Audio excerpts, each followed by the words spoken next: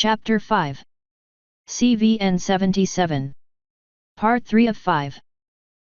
As one might expect of a 1,000-foot-long vessel, the mess hall was still busy with the morning crowd. Unlike an hour ago when the non-Alicorns ate, the 82nd paratroopers were present and dining in their own personal corner of the hall. Buttercup speared a sausage with a fork and bit half of it off in one go. Snake and Loey sat across from her gnawing on their own meals. Say what you will about those robots equines, but they can do some mean prep work on a base. Snake swallowed his hash brown while nodding his agreement. I'm sure that's exactly what they've been trained to do. Locking the whole place down and cutting power to everything but the security doors so the UP-4 was left in the dark. Can't say the infiltrators could have done any better unless they managed to sabotage all the small arms as well. You got to admit. If we had more joint operations like this with spooks doing the prep work and us the muscle, there'd be nothing that could stop us. The woman smirked at her companions. I told you they were freaking robots. How else could they have hacked a network so fast and take complete control over the facility to the point where it was easier than a milk run? Snake exhaled in mild exasperation while rubbing his face. Didn't you listen to the after-action report? The base was using its secrecy as a defense, so they didn't bother with extensive network security. Loey was just as miffed, but on a different topic. And they're not robots. Buttercup eyed him critically. Got any proof to that? Yet I do actually. Those hostile ponies who had to be gunned down bled just as red as you or I do. She scowled at the news. Never got to shoot any myself. All the ones my fire team ran into surrendered. Snake cut into his waffles. Are the rumors about executing them all true? I know we can't keep a bunch of prisoners with how bad the food crisis is going. What with Nebraska and South Dakota? Buttercup stomped on his foot to get his attention and jabbed a finger behind him. Check it out. The Pony Princess and her royal guard are here. The silver Alicorn was looking for a free table with a tray piled high with food. With the 82nd and crew of the aircraft carrier together, there wasn't a single table that fit that criteria, so she started looking for one with empty seats. Why does she get all that food? We barely got a plate full. Loey wasn't quite as irate as she was. After the kind of work they did, I don't mind. Besides, I hear the horned ones need protein to fuel their magic. And in case you didn't notice, she ain't got no pancakes, grits, or hash browns on there. Finding nothing but single isolated seats, Toon faced her mates. There doesn't seem to be any room for all of us to sit. Since I'm the only one eating, why don't you guys go relax somewhere? Sounds good to me, Crimson replied while dragging the others away. I need these two to settle a wager on if we can get free back and head rubs around here. Toon was intrigued and cooed at the idea. Ooh, try the rec rooms, I'll be along after I'm done eating. As the other ponies left, Alexia locked eyes on the empty seat next to Snake. Loey immediately turned back around to his friends. Shit, she's coming this way. Ah, does the baby want me to shoo the scary big-eyed furry monster? Kiss my ass BC, he growled right as Alexia reached the table. Mind if I join you guys? 3 sets of eyes fell upon the silver mare. Snake yanked the empty chair on his left out from the table. I don't see why not. I have to hand it to your team. You guys did quite a number on the lab last night. Smiling at the warm welcome, Toon levitated the tray onto the table and took the offered chair. Thanks. The 3 troopers had not had a lot of contact with friendly ponies and none at all with unicorns. Everything they knew was hearsay or from mass media. As such, they eyed the floating tray and subsequent levitating food with a mix of curiosity and suspicion. As much as Buttercup didn't want anything to do with her, the soldier knew the Alicorn was a major figure and adopted the silent soldier demeanor so her mouth wouldn't get her in trouble. Loey and Snake, however, were far more interested in learning about the vaunted princess. Name's Snake, combat engineer. This is Loey, fire support, and Buttercup, our heavy ordnance specialist. The azure-haired Alicorn offered her hoof to shake each one in turn. You can call me Toon. The four of them lapsed into silence as the three humans tried to think of what to ask her. It was Loey that spoke up first.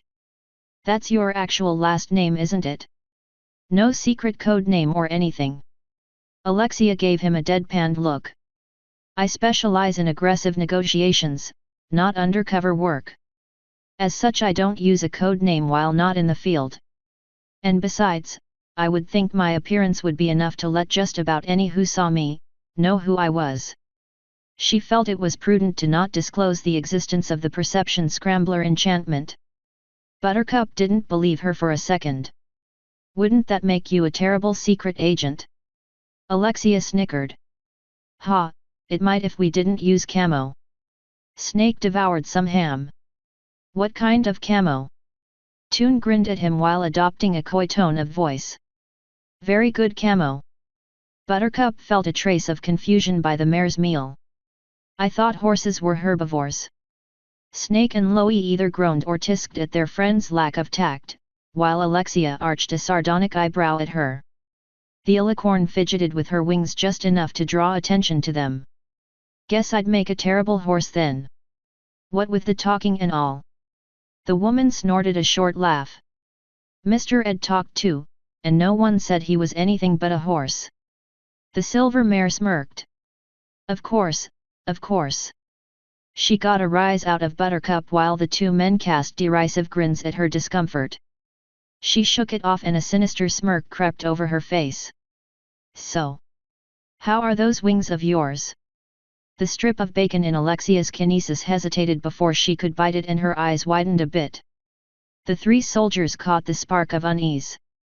I'll admit it took some getting used to, flying under my own power that is, and feather maintenance can be time-consuming, but I've grown quite fond of them. She started idling, smoothing a few out-of-place feathers on the underside of her left wing with a fetlock. Pretty much a requirement to do so, really. They've become rather attached to me, as you can imagine. The female paratrooper pursed her lips as she made sure to word her statement carefully. Must have been quite the upgrade from having only a horn, wouldn't you say? To her credit, Alexia didn't show too much surprise. I never thought I would run into someone who was stationed at the ranch. But yes, I agree with you. These growths on my back have proven to be quite a helpful upgrade indeed. Even if they came with some stupid consequences. She stopped fiddling with her wing and took a moment to make sure it returned to its resting position without having the chair bend the tips of her primaries. Snake looked to Buttercup to see surprise written all over her face. He asked the question she was too stunned to ask. Shouldn't you keep something like that a secret or something? I know the brass would be interested to know why you changed twice. The Alicorn finished a bite before speaking in an even tone.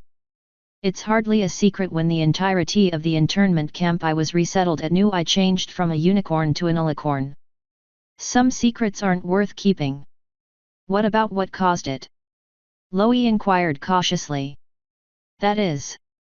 Loey wanted to veer the topic towards areas that would be more open for conversation, but Buttercup beat him to it. Why do you go around naked all the time? You too good for clothes, or do you just not care about modesty? The two men glared at Buttercup for asking such a tactless question while Alexia rotated a ball of egg in her kinesis as she contemplated the question. When did I let that go?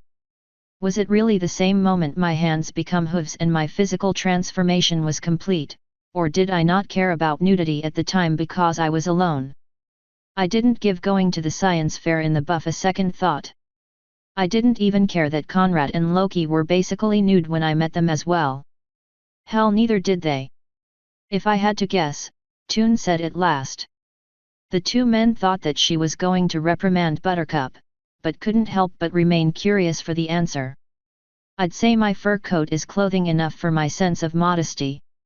Besides, clothing can be more fun when you have more freedom of what shape it can take if you don't have to cover everything. And seeing as I haven't received a single complaint about it so far, I see no reason to go back to wearing clothes as being mandatory. What if I complained about it right now, hey? Alexia chewed her sausage slowly while eyeing Buttercup. The woman's question held a mocking quality to it, and it was something the Alicorn wanted to tactfully throw back at her. Then I'd believe you were doing so out of spite rather than genuine insult. Snake wanted to ask a question, but Buttercup punched him in the chest before he could get a word out, and she asked one instead. What about the male ponies then? They get to walk around with their meat flopping around whenever they get a hard-on. Snake jabbed her in the shoulder. I thought you weren't interested in man meat. You going for cross-species love on us, BC? And here I was about to profess my undying love for you. The woman was inches away from slugging his mocking face, but a snickering Alexia waved her right wing out to get their attention. I don't mind answering. It's a more common question than you might think. Both belligerents held their tongues and fists back to listen. Of course I don't know from personal experience, but what stallions have told me is that they know when they're aroused, but they can keep themselves hidden until they want to use it, she said with a glint in her eye. They wouldn't be able to go in the buff if that wasn't the case. Loie huffed at Buttercup. Satisfied now? As fascinating as all that is, I wanted to know how you guys really come about. What keeps causing people to turn into ponies? Well, Alexia trailed off while finishing off her orange juice and the last of her bacon. She used the time to contemplate what parts of the truth she could say. She was spared having to answer when the ship's intercom made an announcement. Bravo Team Beta 9 report to your assigned briefing room at 1000 hours. Toon's ears swiveled to the source of the announcement and levitated her phone out of her satchel to check the time. It was great meeting you all, but I gotta split. Maybe I'll see you around the ship later. I look forward to it, Snake replied with a friendly nod. I hope you like poker, Loie added. Never tried it before, but I could take it up for our new friendship. She left the table and waved goodbye at them as she disappeared into the throng of bodies surrounding the exit. Buttercup grimaced at the Alicorn until she couldn't see her anymore. Damn spooks. I bet everything she said was a flat-out lie. Loie tried to see if Toon would reappear, but she did not. Friendlier than any spook I know of. A lot more than you are, that's for damn sure. Got that right, Snake chided. She makes you look as friendly as a rattlesnake with a cactus shoved up its ass. Buttercup punched him hard in the arm. I bet you'd like to get in her panties if she wore any. Snake slugged her back with a right hook in the shoulder. Not if you don't beat me to it, taco liquor. She was looking for an excuse to pick a fight ever since Alexia showed up, and the verbal sparring was the perfect excuse for a brawl. Buttercup jumped out of her chair and grabbed Snake by the scruff of his uniform. Say that to my face, breeder. He was more than willing to beat some diplomacy into her. I saw you giving her that lewd eye of yours. You want to munch on a carpet that's all over your lover instead of just a small patch, don't you? With a savage growl, Buttercup's fist went flying and punched Snake out of his chair and onto the floor. Within seconds, Loie interposed himself before the crowd could react to the altercation. He gave Buttercup a stern glare for her to back off. Hey! You two want to fight? Take it to the sparring room. She cast Snake a savage grin as he climbed back to his feet. Fine by me. You need someone to knock those ugly teeth out of your head anyway. The sailors around them saw the fight was averted and returned to their meals.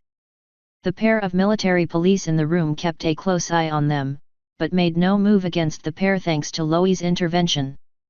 The other members of the 82nd started wolfing down their food so they could be present for the match. Snake sneered at Buttercup. And I need to knock the bitch out of you. Asterisk. Toon had enough time to finish her morning hygienics before rushing to the briefing room 3 decks below her quarters. It was a small affair, which hardly came as a surprise given the cramped nature of military vessels. This room was normally used for pilot briefings, as the group did not need the larger rooms. The chamber had 10 small desk chair combinations with Mercer standing at the front with the projector already displaying the cover page of the briefing. Alexia's mates were already lounging on the desks waiting for her. Conrad was actually hovering above it all. He was always in the air whenever he had an excuse to do so, and the anatomically incompatible desks were as good of an excuse as any. Loki repositioned 6 desks to have the writing surfaces intertwined so she could lay on top and snooze. Crimson was sitting on the ground in quiet contemplation of her son and parents. "I hope they're okay." Pa never was one to show a son physical affection, and Dusty craves that more than anything else. "I know I told him not to treat Dusty the same way he would a human baby, but I don't know if it's sunk in or not. Conrad's been really good at showing physical affection, and I'd like Pa to keep up that strong male role model while Dusty's father is away." The pale yellow mare remembered the first chest-to-chest hug she ever received from her old man, and that was only after he accepted her as his daughter. Joe didn't know it at the time, but that first real embrace meant more to Crimson than he could possibly realize. "I'm still kinda surprised how touchy-feely I've become, but I guess it's just part of my species' nature. All the more reason Dusty needs Pa to display that sort of thing." Mercer took notice of Alexia's arrival and cleared his throat for attention. "Good, you're all here." Loki snapped out of her snooze as all 3 herdmates acknowledged Alexia's entry before facing Mercer. The case officer scanned the file on his podium one last time before starting. "As we covered in our debriefing last night, just before your infiltration of the laboratory, 4 cargo trucks departed the facility. A map of Europe and Northern Africa appeared on screen with a green square 50 miles southwest of Gibraltar marking the location of the carrier task force. Algeria appeared on screen with the now defunct research laboratory at its center. One red line emerged from the depot for 20 minutes before splitting into 4 different directions. Instead of destroying the transports, we suspected that tracking them would lead us to other critical Mayan bases of operation. As it turns out." He clicked the computer a few times to have the 4 lines continue on to their destinations. Each truck split off to 4 different coastal towns in Libya, Morocco, and Tunisia. Oddly enough, they stayed well clear of the Algerian coast. "Any idea what was being shipped?" Conrad asked. "Not as of yet," Mercer replied with a note of controlled disappointment. "I had expected them to either go south, deeper into Africa, or straight up north to Algiers or Oran. My other field operatives are still relocating to put eyes on the targets. Unfortunately, my easternmost team will not reach Benghazi for another 2 hours, and by then we may lose sight of it completely." End of Part 3.